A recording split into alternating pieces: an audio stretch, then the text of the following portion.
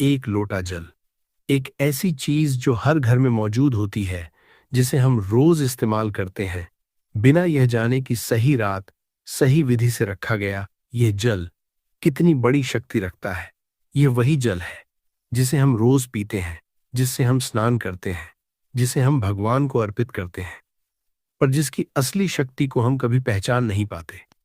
लेकिन दोस्तों, आज की यह रात, जब आप एक लोटा जल को सही जगह सही विधि से रखेंगे, तो यह न सिर्फ आपके शत्रुओं की शक्ति को शांत करेगा, न सिर्फ आपके अटके हुए कार्यों को गति देगा, बल्कि यह आपके धन और समृद्धि के द्वार भी खोल देगा।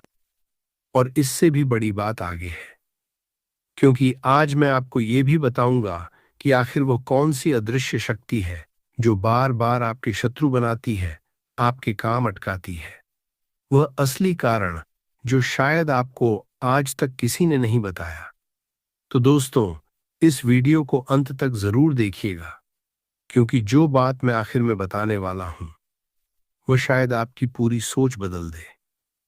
और याद रखिए, सावन की यह सप्तमी वाली बुधवार की रात बार बार नहीं आती। देखिए दोस्तों, पहले यह समझते हैं कि आज का यह दिन इतना शक्तिशाली क्यों है। सावन का महीना, यह महादेव का महीना है। यह वह समय है जब शिवजी सबसे ज्यादा प्रसन्न रहते हैं, और इस महीने में किया गया हर उपाय, हर पूजा सामान्य दिनों से कई गुना अधिक फल देती है। क्योंकि इस महीने में महादेव धरती के सबसे करीब आ जाते हैं, कैलाश छोड़कर अपने भक्तों के बीच विचरण करते हैं। और आज सप्तमी तिथि है। दोस्तों, सप्तमी को सूर्य देव की विशेष तिथि माना गया है। सूर्य, जो नवग्रहों में राजा है, जो तेज, आत्मबल और मान सम्मान का कारक है। जिस दिन सप्तमी तिथि होती है, उस दिन सूर्य की ऊर्जा विशेष रूप से जागृत मानी जाती है, और इसी दिन किया गया कोई भी उपाय सूर्य के तेज से जुड़कर कई गुना शक्तिशाली हो जाता है। हमारे पूर्वज सप्तमी के दिन विशेष रूप से सूर्य को अर्घ्य देते थे, क्योंकि माना जाता था कि इस दिन सूर्य देव अपने भक्तों की हर पुकार तुरंत सुनते हैं। अब सोचिए, सावन में पड़ने वाली सप्तमी, बार बार देखो, बार बार देखो, हजार बार देखो, ये देखने की चीज। पड़ने वाली सप्तमी, महादेव के महीने में सूर्य के तेज की तिथि। यह वह संयोग है जब शिव की शक्ति और सूर्य का तेज दोनों एक साथ सक्रिय होते हैं। जैसे अंधकार को दूर करने के लिए दो अलग अलग रोशनियां एक साथ जल उठें। और दोस्तों, आज बुधवार भी है। बुधवार यानी बुध ग्रह का दिन। बुध, जो बुद्धि, तर्क, व्यापार और सही निर्णय लेने की क्षमता का कारक है। जब कुंडली में बुध बलवान होता है, तो व्यक्ति के निर्णय सही होते हैं, उसका व्यापार फलता फूलता है, और उसकी वाणी में इतना प्रभाव होता है कि विरोधी भी शांत हो जाते हैं। बुध को गणेश जी का भी कारक माना जाता है, और यही कारण है कि बुधवार का दिन बाधाओं को दूर करने के लिए विशेष रूप से शुभ माना जाता है। क्योंकि जहां बुद्धि और विघ्नहर्ता दोनों की कृपा हो, वहां कोई भी अड़चन ज्यादा देर नहीं टिकती। तो आज का दिन, सावन की शिव कृपा, सप्तमी की सूर्य ऊर्जा और बुधवार की बुध कृपा, ये तीनों मिलकर आज की रात को असाधारण बना देते हैं। ऐसा संगम बार बार नहीं बनता, और जो भक्त इसका सही लाभ उठाना जानते हैं, उनका जीवन धीरे धीरे रूपांतरित होने लगता है। और अब मैं आपको एक बात बताता हूं जो बहुत कम लोग जानते हैं। जल को शास्त्रों में सिर्फ एक तरल पदार्थ नहीं, बल्कि ऊर्जा का सबसे बड़ा वाहक माना गया है। जल में यह विशेष गुण होता है कि वह अपने आसपास की हर ऊर्जा को, चाहे वह सकारात्मक हो या नकारात्मक, अपने भीतर सोख लेता है, ठीक वैसे ही जैसे स्पंज पानी को सोख लेता है। यही कारण है कि हमारे शास्त्रों में जल को हर पूजा, हर संस्कार का अनिवार्य हिस्सा माना गया है, क्योंकि यह ऊर्जा के प्रवाह को अपने भीतर धारण करने और आगे प्रवाहित करने दोनों की क्षमता रखता है। इसीलिए पुराने समय में जब भी किसी को शत्रु परेशान करता या कोई काम बार बार अटकता, तो घर के बड़े बुजुर्ग रात भर एक लोटा जल रखकर उसे नकारात्मकता सोखने देते और सुबह उसे विधिपूर्वक विसर्जित कर देते। ये ज्ञान पीढ़ी दर पीढ़ी चला आया है, पर आज बहुत कम लोगों तक पहुंच पाता है। दोस्तों, आयुर्वेद में भी जल को इसी तरह की मान्यता दी गई है। रात भर किसी बर्तन में रखा जल वातावरण की ऊर्जा को सोखने की क्षमता रखता है, और यही कारण है कि सुबह का बासी जल कभी पीने के लिए इस्तेमाल नहीं किया जाता, बल्कि उसे पौधों में डाला जाता है या विसर्जित किया जाता है। यह वैज्ञानिक समझ हमारे आध्यात्मिक ज्ञान से पूरी तरह मेल खाती है।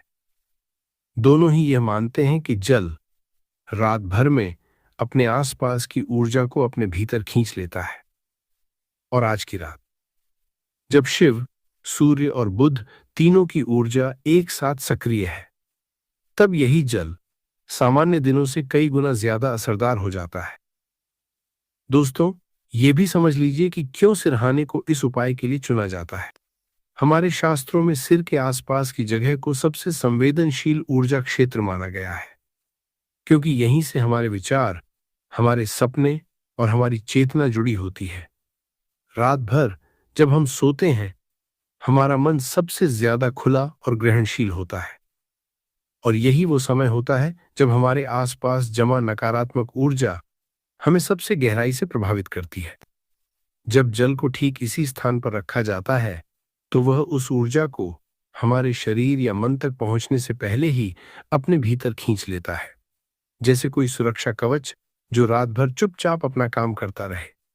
लेकिन दोस्तों, इस दिन का एक और रहस्य है जो मैं आपको आगे बताऊंगा, कि आखिर वो कौन सी अदृश्य शक्ति है जो बिना किसी वजह के आपके शत्रु बनाती है और आपके काम को ऐन मौके पर बिगाड़ देती है। दोस्तों, एक बात बताता हूं, एक पुरानी कथा जो पीढ़ियों से सुनाई जाती रही है। बहुत समय पहले की बात है।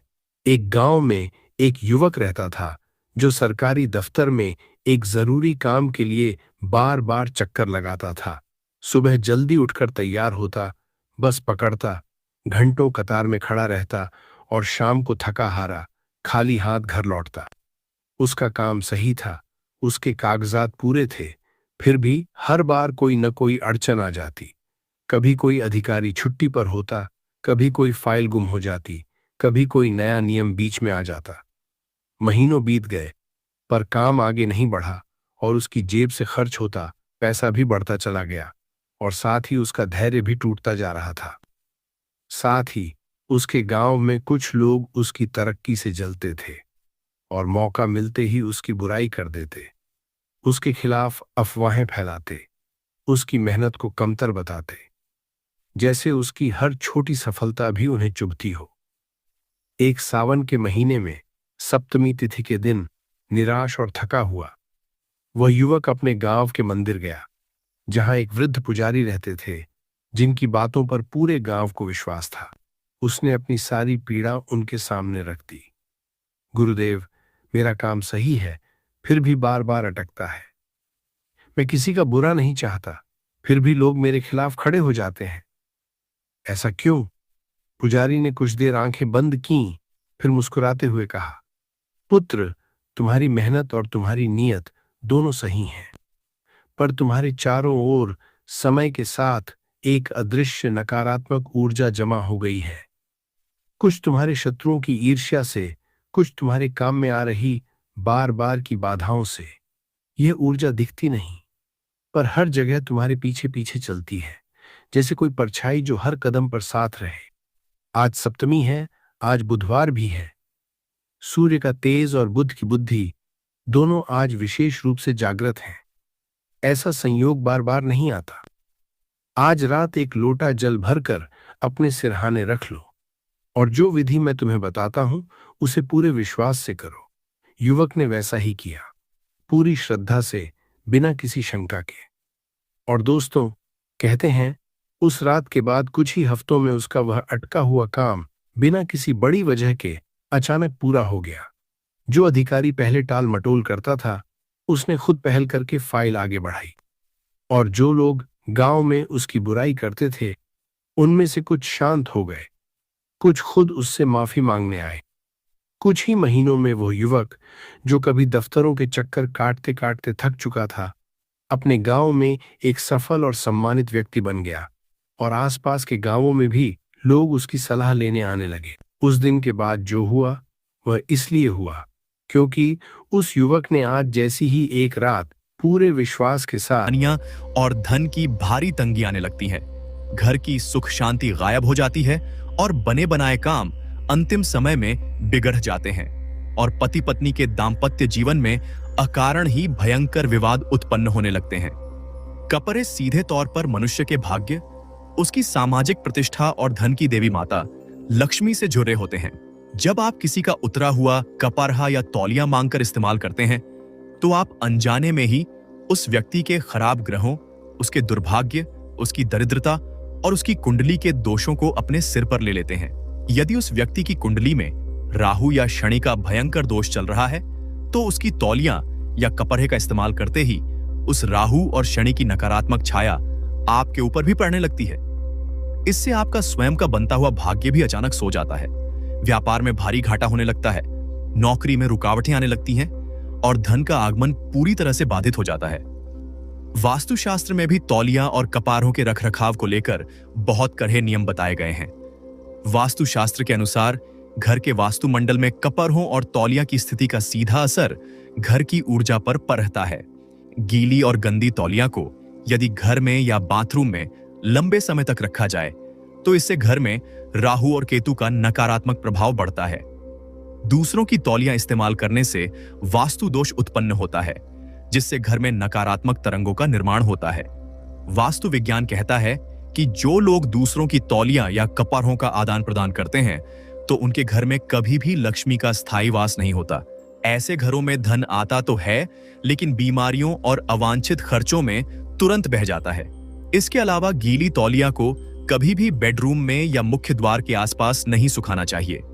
तौलिया को हमेशा ईशान कोण या दक्षिण पूर्व दिशा के खुले स्थान में धूप में सुखाना चाहिए ताकि उसकी सारी नकारात्मकता नष्ट हो सके। दोस्तों, अब हम बात करेंगे बिस्तर, चादर और उतरे हुए कपड़ों का प्रयोग के बारे में। तौलिया के अलावा हमारे दैनिक जीवन में कुछ और भी ऐसी बेहद महत्वपूर्ण वस्तुएं हैं जिनका इस्तेमाल दूसरों का कभी भी भूलकर नहीं करना चाहिए। इसमें सबसे पहली महत्वपूर्ण चीज है दूसरों का बिस्तर और चादर। कई बार हम जब किसी के घर जाते हैं या अपने ही घर में दूसरों के बिस्तर पर बिना सोचे समझे सो जाते हैं या किसी की इस्तेमाल की हुई चादर ओढ़ लेते हैं तो यह भी एक बहुत बड़ा ऊर्जा दोष उत्पन्न करता है। किसी दूसरे व्यक्ति के बिस्तर और चादर में उस व्यक्ति की मानसिक सोच, उसकी दिन भर की चिंताएं, उसके बुरे सपनों का प्रभाव, उसके शारीरिक रोग और उसकी सूक्ष्म तरंगें रची बसी होती हैं। नींद के दौरान मनुष्य का शरीर अपनी ऊर्जा का पुनर्चक्रण करता है और अपने भीतर की नकारात्मकता को बाहर छोड़ता है। जब आप किसी दूसरे के बिस्तर या चादर का इस्तेमाल करते हैं तो उसकी छोड़ी हुई वह नकारात्मक ऊर्जा आपके अवचेतन मन पर सीधा हमला करती है। इसके परिणाम स्वरूप आपको रात में अनिद्रा यानी नींद न आने की समस्या हो सकती है। डरावने और अजीब सपने आ सकते हैं। सुबह उठने पर सिर में भारीपन और अशांति रह सकती है। दूसरी महत्वपूर्ण वस्तु है दूसरों के पहने हुए और उतरे हुए कपड़े। शास्त्रों में यह सख्त मना किया गया है कि किसी भी दूसरे व्यक्ति के पहने हुए कपड़ों का प्रयोग कभी नहीं करना चाहिए। किसी का उतरा हुआ कपड़ा पहनना अपनी खुशहाली, अपने भाग्य और अपनी पवित्रता को दूसरों के हाथ सौंपने और उसके दुखों तथा दुर्भाग्य को खुद अपने सिर पर स्वीकार करने जैसा होता है। न तो किसी के उतरे हुए कपड़े खुद कभी पहनने चाहिए और न ही अपने पहने हुए कपड़े कभी किसी और को सीधे इस्तेमाल करने के लिए देने चाहिए। दैनिक जीवन की 6 अन्य भयंकर गलतियां। तौलिया और कपड़ों के अलावा दैनिक जीवन में 6 और ऐसी वस्तुएं हैं जिन्हें दूसरों के साथ साझा करना आपके भाग्य को पूरी तरह से नष्ट कर सकता है। पहली गलती है दूसरों की चप्पल या जूते पहनना।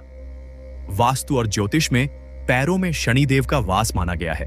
किसी दूसरे की चप्पल या जूते पहनने से उस व्यक्ति का दरिद्र योग और खराब शनि का प्रभाव आपके शरीर में आ जाता है, जिससे आपके बनते काम बिगड़ने लगते हैं।